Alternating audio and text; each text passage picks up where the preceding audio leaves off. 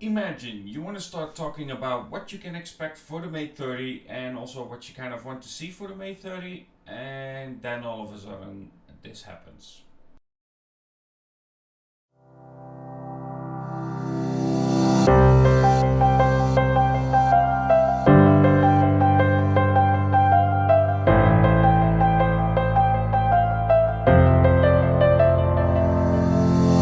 So let's first start with the Mate 30 itself, like I said, and not the Android part. In terms of design, we expect some updates, and there is actually a rumor that it will have a 4-curved display.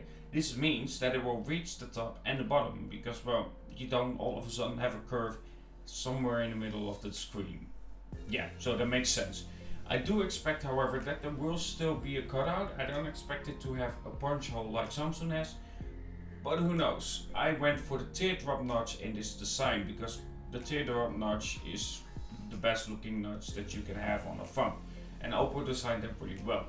In terms of the back, we expected to have that square setup just like the Mate 20. However, for the Pro version there will be a periscope lens as well, so that camera will have a different way of being placed.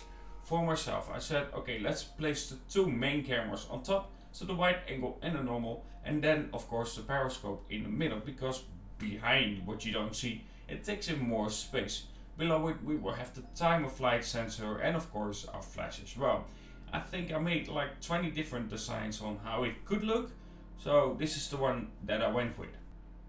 Anyway, the periscope, I think it will still be a 5 times zoom, but it would be nice if you actually get like 10 times, again like Oppo has done with the Reno version. In terms of the Mate 30, we also expect of course a new Kirin chip. Now this new Kirin chip is always introduced with the Mate series, so I don't see any reason why it wouldn't be for this one. Now what the name for this one is unknown at the moment. It could be 985 or 990, we really don't know at the moment. And it could be still a 7nm chip or maybe a 5. There are some 5nm chips out there. But again, we have to wait and see. The smaller the nanometer, the better.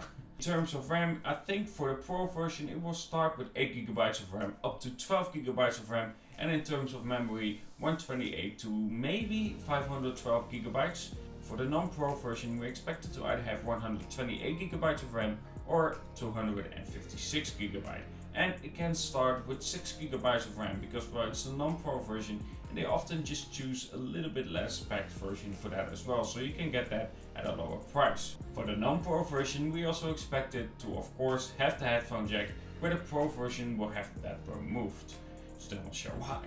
And of course we expect it to have a bigger battery. Now right now for the P30 Pro it has a 4200 mAh battery, and maybe we get like 4500 mAh battery on the Mate 30, at least the Pro version.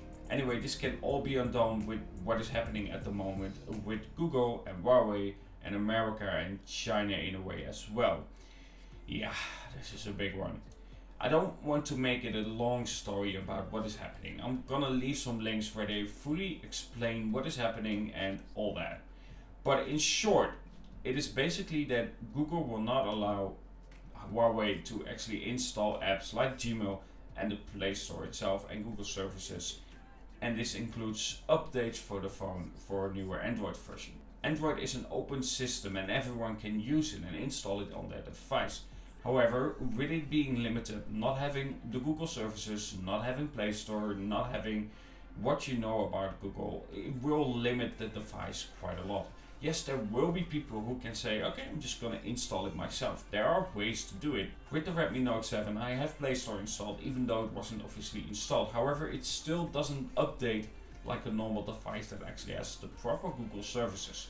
This is a problem, and I think most people who are just a regular consumer will really care about this and probably won't buy a device like this when it doesn't actually have proper support.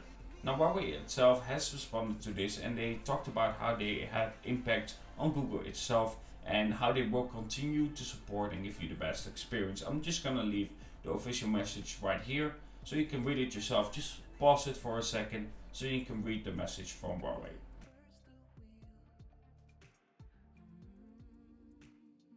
Now the thing is, Huawei is also working on their own OS because they somewhat expected this to happen.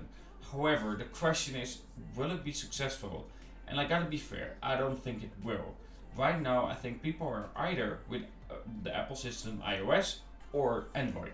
People don't want to do something other than that because, well, we've seen what can happen. We have seen what happened with, for instance, Microsoft. There were people that liked it, but it didn't have the app support that we know from Android and also from iOS, because, well, iOS is of course a very different system to Android.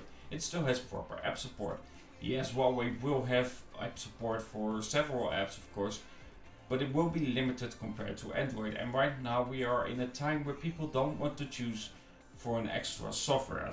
I think it will not work out well. I think they just have to work out and fix what is happening between them and of course Google and partially also America. Again, there's a lot of political BS that can happen on the background that we don't know about. Basically, it's all about spying, and of course we've seen talks about them taking technology from Samsung and others, and I don't know what is happening at the moment. I'm not gonna go into deep, like I said again.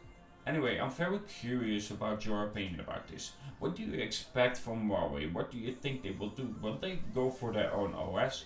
Or will people just say like, okay, we're gonna have a limited Google version, no updates, anything like that? Which is something people pay a lot of attention to. Yes, Huawei said they will still provide you with security updates, but apart from that, no Android updates. And I'm really wondering what you guys think about that. Let me know in the comments below what you believe to be happening right here, and if you would get a phone that doesn't have any proper support from Google themselves. Anyway, talk to you guys in the next one, and of course don't forget to subscribe, hit that like button, and if you are interested in more of my work, including this kind of topic, of course hit that bell icon so you get a notification if YouTube wants to when I upload a new video. Anyway, have a good one and talk to you guys in the next.